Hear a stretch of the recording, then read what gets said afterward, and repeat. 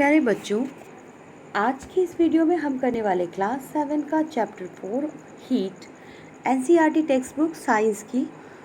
और अगले आधे घंटे जो आप मुझे समय देने वाले हैं उसमें मैं आपको कराऊंगी। पहले तो मैं आपको ये लेसन एक्सप्लेन करूंगी, फिर हम करेंगे कुछ उसके इम्पॉर्टेंट कीवर्ड्स और उसके बाद हम लास्ट में एनसीईआरटी के क्वेश्चन आंसर्स को करेंगे। तो चलिए वन बाय वन हम शुरू करते हैं। पहले लेसन को देख लेते हैं। So what is heat? Heat is a form of energy flowing from one body of matter to another spontaneously due to the temperature difference.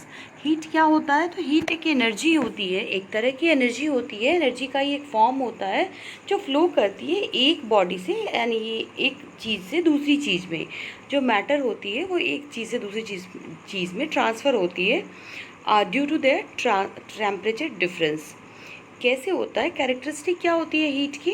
तो हीट जो होता है हमेशा ट्रांसफ़र करता है from body of higher temperature to body of lower temperature, और heat flows spontaneously from hotter body to a cooler body.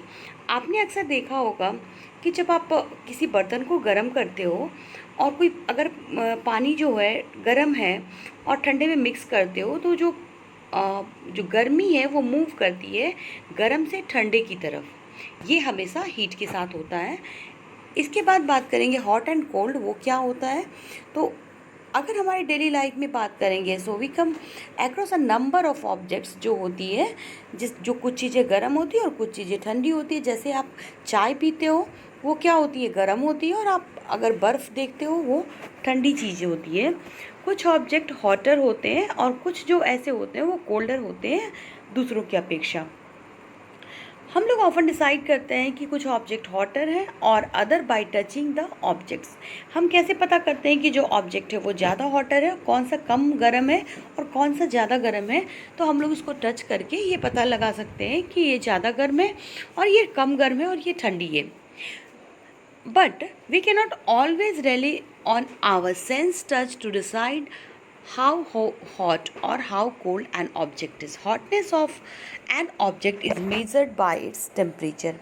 क्या होती है बात बच्चों कि जब हर बार क्या होता है कि हम एक ही तरीके से, यानी कि हम सिर्फ टच करके डिसाइड कर लें, ये पॉसिबल नहीं हो सकता।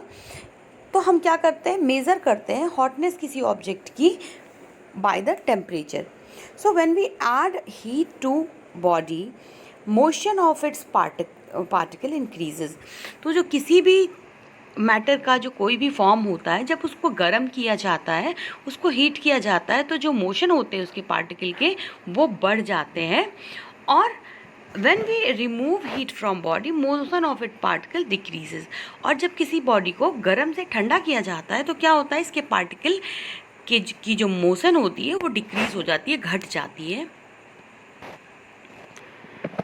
Now come to the temperature. आपने जाना कि इसे हम मेज़र करते हैं कम टेम्परेचर में।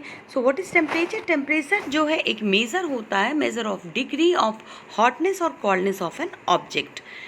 Temperature of something tells us how hot और हाउ कोल्ड समथिंग इज़।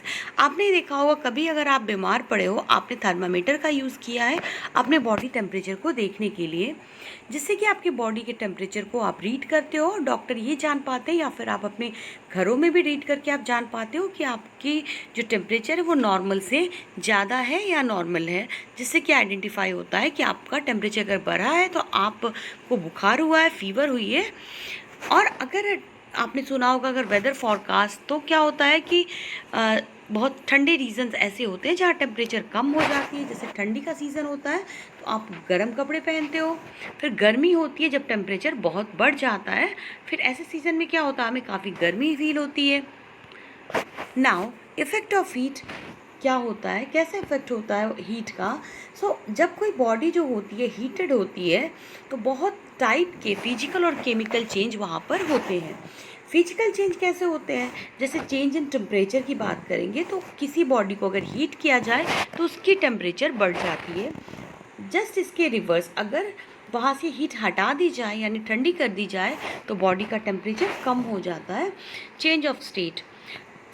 कभी कभी क्या होता है हम जब हीट करते हैं किसी बॉडी को तो उसमें ऐसे में क्या करता है, तो change in state of a body, तो उसकी स्टेट में भी परिवर्तन आता है। जैसे कि अगर आप आइस का एक क्यूब लेते हो और उसको गर्म करते हो तो क्या होता है, वहाँ पर वो वाटर में कन्वर्ट हो जाता है अगर उसको हीट कर दिया जाए तो।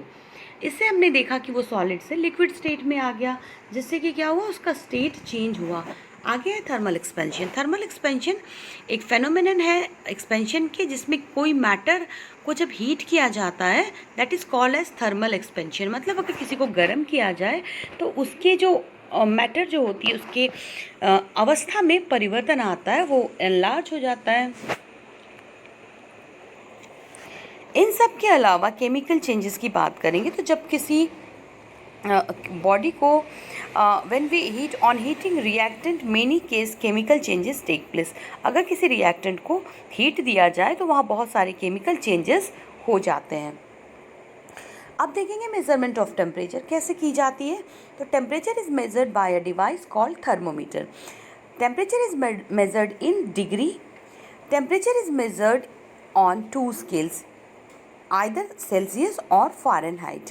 So degree Celsius is the symbol of Celsius scale and degree Fahrenheit is the symbol of Fahrenheit scale. The Fahrenheit scale is the most popular in the United States. Celsius scale is most commonly used in the Canada. Thermometer is an instrument that is used to measure temperature. Now, measurement of temperature. So there are 3 scales of measurement of temperature, and these are degree Celsius, degree Fahrenheit and Kelvin. On the Celsius scale, the freezing point of water is 0 degree C, whereas its boiling point is 100 degree C. So the scale is calibrated from 0 degree C to 100 degree C.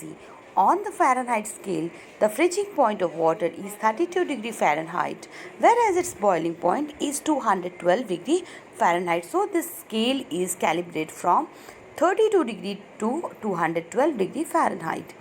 Now conversion किस तरह से conversion होता है Celsius scale to Fahrenheit scale. So degree Fahrenheit is equal to degree Celsius into 9/5 plus 32।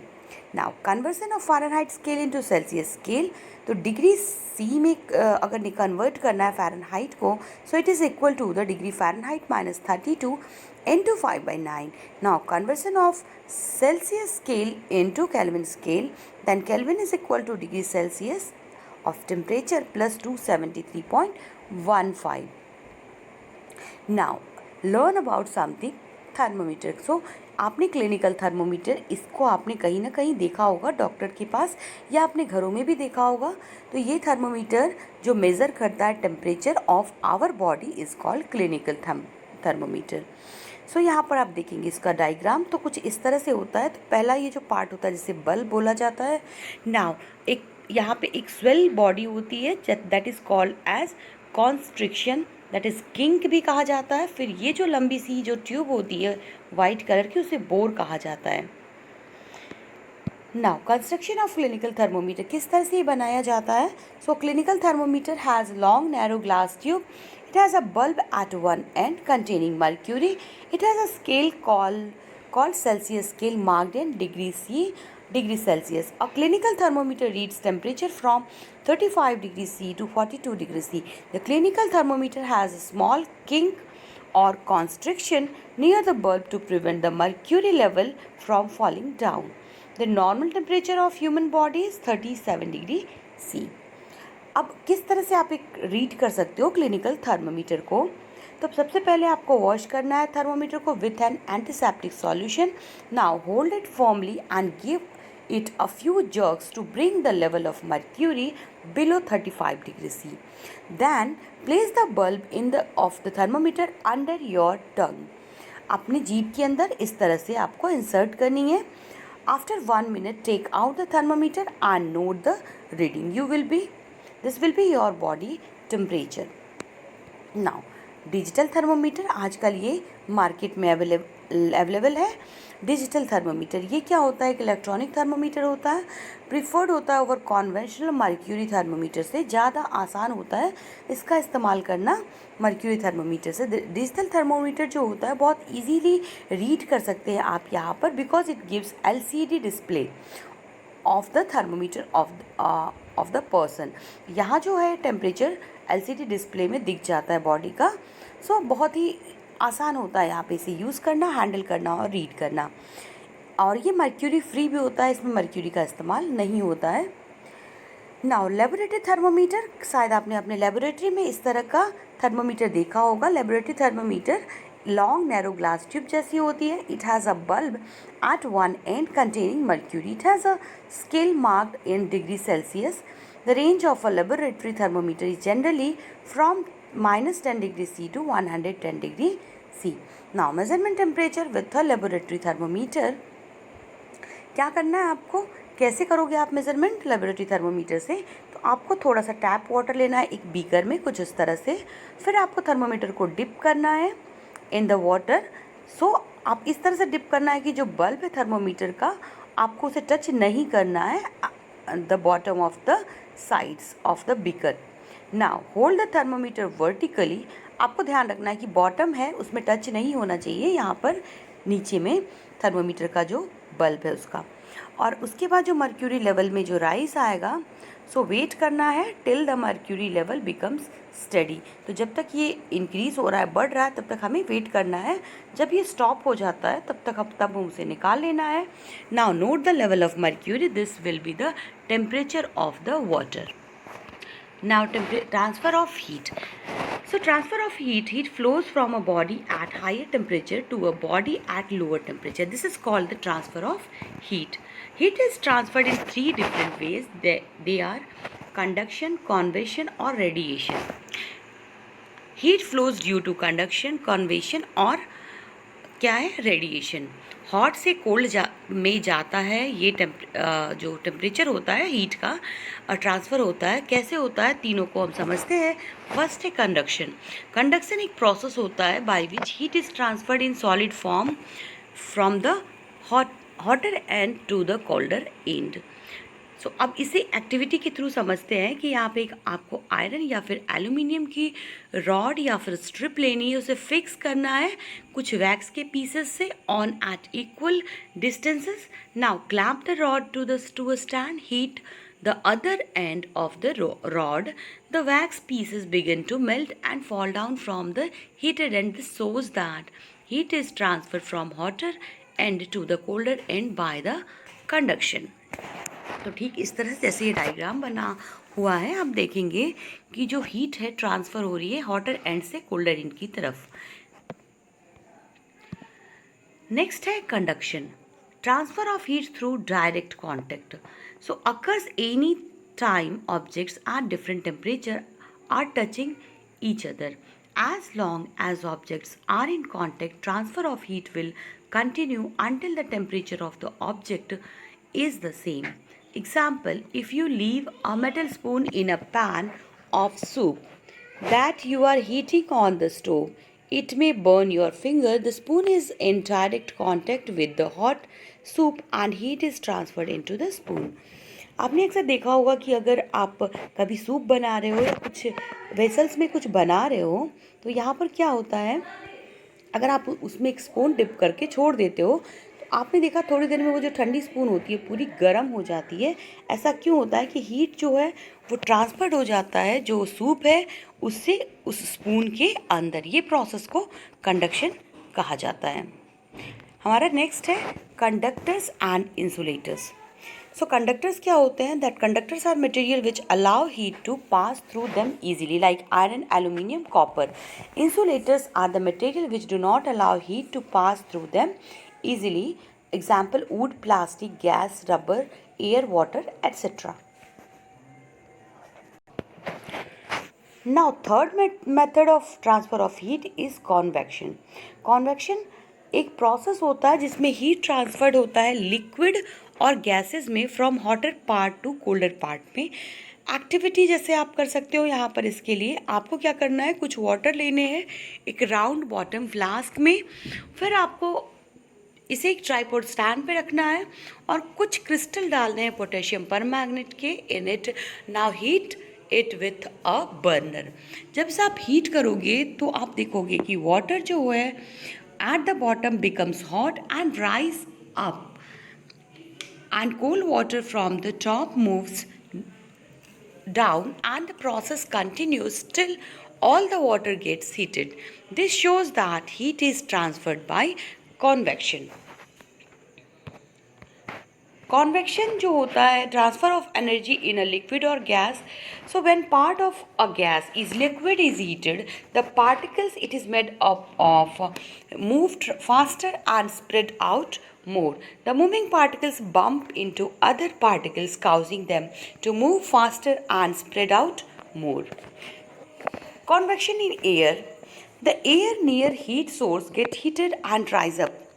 आपने देखा होगा कि जो आग के पास की जो हवाएं होती है वो गर्म हो जाती है और जो दूर की हवाएं हैं वो ठंडी होती है और जो एयर होती है from the side moves to take its place. In this way air gets heated. If you keep one hand above the flame and one hand on the side of the flame, the heat at the top feels hot because air above is heated by convection. The hand at the side does not feel as hot because there is no convection. अब हम बात करेंगे sea breeze और land breeze की. So what is sea breeze? अब क्या होता है during the day and land, क्या होता है during the day the land gets heated faster than the sea. समुद्र के पास की जो जगह होती है वहाँ पर जो सैंड होता है वो जल्दी गर्म हो जाता है सी की अपेक्षा, पानी की अपेक्षा सैंड जल्दी गर्म हो जाता है. सो यहाँ पर क्या होता है कि एयर जो ऊपर रहते हैं लैंड के ऊपर वो गर्म हो जाते हैं और धीरे धीरे वो ऊपर आ जाते हैं और जो कूल एयर होते हैं from sea moves towards the land. This is called sea breeze. तो इस तरह से सी ब्रिज का निर्माण हो जाता है कि जो गर्म साइड की जो हवाएं होती है वो ठंडी साइड की जो हवाओं की तरफ जो है वो चली जाती है. इस तरह से ये सी ब्रिज बनता है जिसे आप एक डायग्राम के थ्रू भी समझ सकते हो. नाउ लैंड ब्रिज क्या होता है? During the night sea cools down slowly than the land. अब जो रात होती है वहाँ पर सी जो होता है वो धीरे धीरे ठंडे होता है लैंड की अपेक्षा, जबकि जो सैंड होते हैं जो लैंड पर वो जल्दी ठंडे हो जाते हैं. सो यहाँ पर हॉट एयर जो होता है above the sea rises up and cool air from the land moves towards the sea. This is called land breeze. Sea and land breezes in monsoon. यहाँ पे आप देख रहे हो डे और नाइट का है, किस तरह से यहाँ पर सी ब्रिज बन रहा है और ये लैंड ब्रिज बन रहा है. Because hot air rises, cool air takes its place. यहाँ पर जो चूँकि हॉट एयर जो है ना वो ऊपर उठ गया है, उसकी जगह किसने ले ली है? ठंडी हवाओं ने ले ली है. अब वार्म एयर जो होते हैं वो ग्राउंड पे आते हैं. Warm lake air rises. Sea breeze air moves from sea during the day. Land breeze air moves from the land at night. Radiation, what is radiation? So this is the process by which heat is transferred from one place to another without the help of any medium. The heat from the sun reaches the earth by radiation. When we sit near fire, we feel warm due to the heat radiated by the fire. All hot bodies radiate heat. Heat from the sun. You can feel the sun warm your skin on a sunny day. This is because the energy causes the particles in your skin to move faster, more heat energy. Dark colored surface and colored surface. Dark colored surface absorb more heat than light colored surface. So how we prove? We can prove this with an activity. यहाँ पे दो tin के cans लेने हैं same size के. Now paint करना है उसके सरफेस को, एक को ब्लैक और दूसरे को वाइट. कुछ इक्वल अमाउंट्स ऑफ वाटर आपको दोनों में रखने हैं और सनलाइट में रख देना है 1 घंटे के लिए. नाउ आप टेम्परेचर मेज़र करोगे इसका दोनों कैंस का, तो आप देखोगे कि जो वाटर है ब्लैक कैन की वो ज़्यादा गर्म हो गई है वाइट कैन की अपेक्षा. Now dark colored surface radiate more heat than light colored surface. अब यहाँ पर दो टीन सेम साइज के लेने हैं. आपको पेंट करना आउटर सरफेस को ब्लैक और वाइट, दूसरे के white. Now equal amount of hot water in same temperature. Leave the both the यहाँ पे कंटेनर को आपको रूम टेम्परेचर पे छोड़ देना है. 10 to 15 मिनट्स के बाद आप देखोगे कि आपको टेम्परेचर जब मेज़र करोगे तो दोनों कैन के जो वाटर हैं दोनों का करने पे the water in black can is cooler than water in the white can. Now kinds of cloth we wear in summer and winter. तो देखो डार्क कलर के सरफेस हमने अभी जाना कि जो एब्जॉर्ब करते हैं more heat than light colour surface. So dark colour surface radiate more heat than light colored surface. So we wear dark colored clothes in winter because it absorbs more heat than more heat and keep us warm. And we wear light colored clothes in summer because it reflects more of heat and keeps us cool. We wear woolen cloths in winter because wool is a poor conductor of heat and the air in between the wool and fiber prevents loss of heat from our body, so we feel warm. Now conduction and convection and radiation, तीनों process को आप यहाँ पर एक diagram के through समझ सकते हो. Now wind. Wind क्या है? Wind is the horizontal movement of air from an area of high pressure to lower pressure. There is uneven heating of earth that result in global wind pattern. दो तरह के winds होते हैं, एक होता है लोकल विंड्स और दूसरा होता है global winds. What is local winds? Local winds are the winds that blow over short distance. Global winds are the winds that blow steadily from a specific direction over long distances. Wind is caused by difference in temperature, difference in pressure. Difference in temperature, warm air rises. Warming air makes the molecules move faster and spread out. This makes air less dense. Less dense air is light and will rise. Difference in temperature, cold air sinks.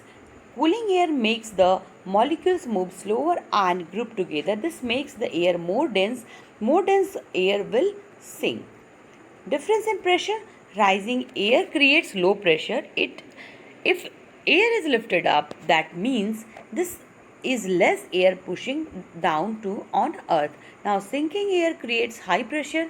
If air is sinking, then air is pushing down on the surface of earth with high amount of pressure.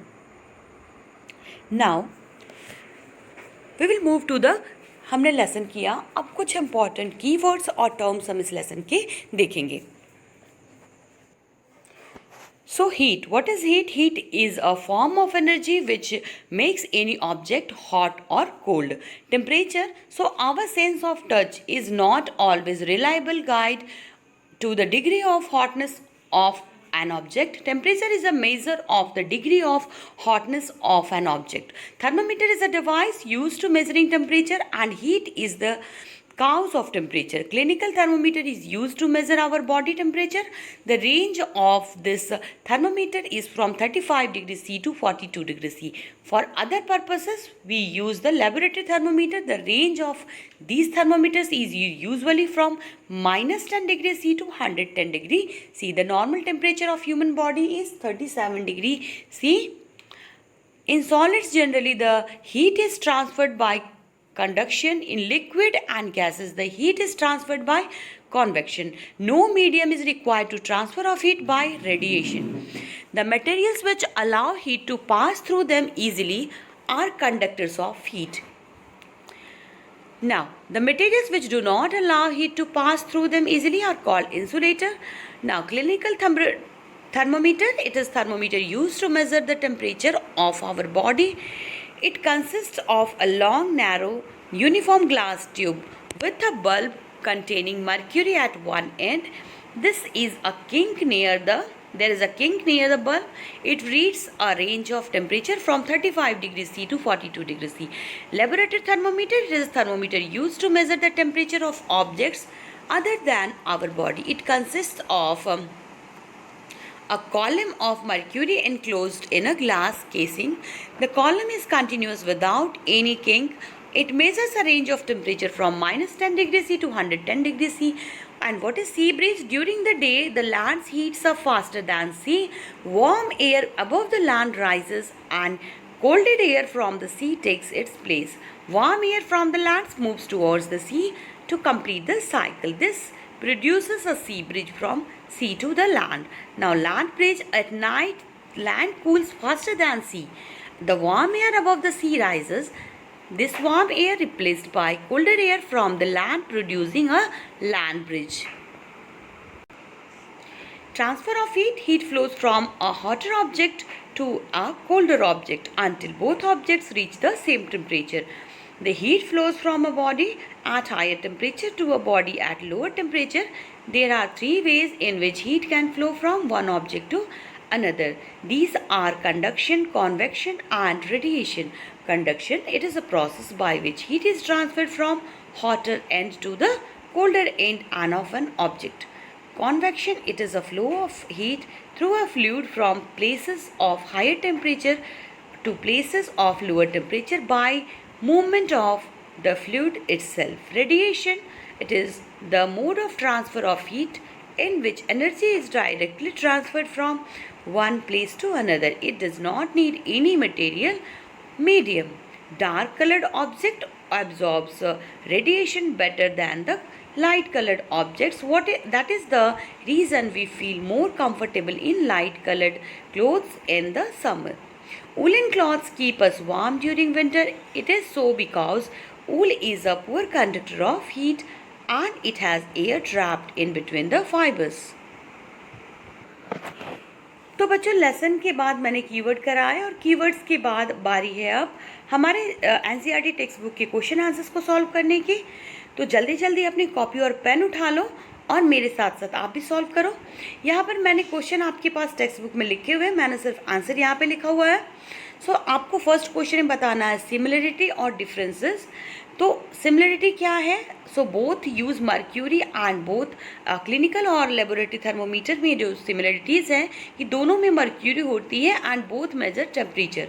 Difference क्या है? Clinical thermometer have kink to prevent the falling of temperature itself but laboratory thermometer king is absent. The range of laboratory thermometer is very high in comparison of clinical thermometer. Now, conductor और insulator के बीच में आपको लिखना है तो steel and copper are conductor, wood and plastic are insulators. The hotness of fill in the blanks है. So hotness of an object is determined by its temperature. Temperature of boiling water cannot be measured by a clinical thermometer. Temperature is measured in degree. ऐसा क्यों होता है? Clinical thermometer से क्यों नहीं करते हैं मेज़र? क्योंकि जो क्लिनिकल थर्मोमीटर उसकी रेंज जो होती है वो कम होती है और जो बॉइलिंग वाटर है उसका टेम्परेचर 100 डिग्री सी होता है। तो अगर आप उसमें डालोगे तो क्या होगा? वो ब्रेक डाउन हो जाएगा।